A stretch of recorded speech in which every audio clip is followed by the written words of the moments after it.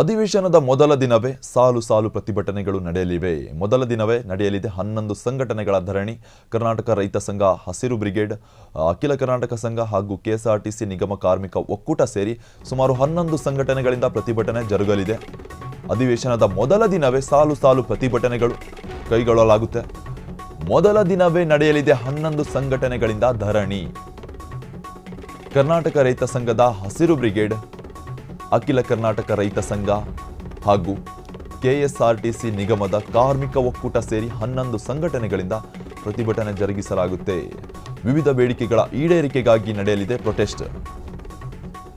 ಬೆಳಗಾವಿ ಚಳಿಗಾಲದ ಅಧಿವೇಶನಕ್ಕೆ ಬಿಗಿ ಭದ್ರತೆ ಕೂಡ ಮಾಡಿಕೊಳ್ಳಲಾಗಿರ್ತಕ್ಕಂಥದ್ದು. ಈ ಒಂದು ಪ್ರತಿಭಟನೆ ಕೈಗೊಳ್ಳಲು ಮುಂದೆ ಆಲ್ರೆಡಿ ಸೂಚನೆಗಳನ್ನು ನೀಡಲಾಗಿತ್ತು.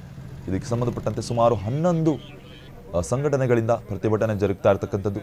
ಇದಕ್ಕೆ ಸಂಬಂಧಪಟ್ಟಂತೆ ಬಿಗಿ ಬಂದೋಬಸ್ತನ್ನು ಕೂಡ ಮಾಡಿಕೊಳ್ಳಲಾಗಿದೆ. ಸಾಕಷ್ಟು ಪೊಲೀಸ್ ನಿಯೋಜನೆ ಕೂಡ ಮಾಡಿಕೊಳ್ಳಲಾಗಿದೆ ಸರ್ಕಾರದಿಂದ.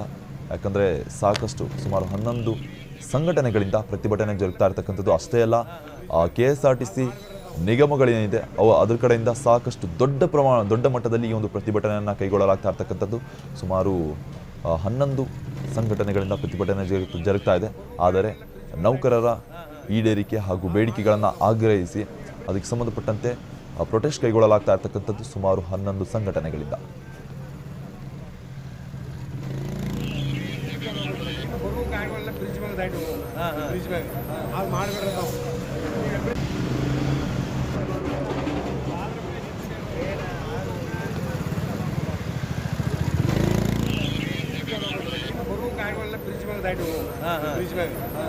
ಬ್ರಿಡ್ಜ್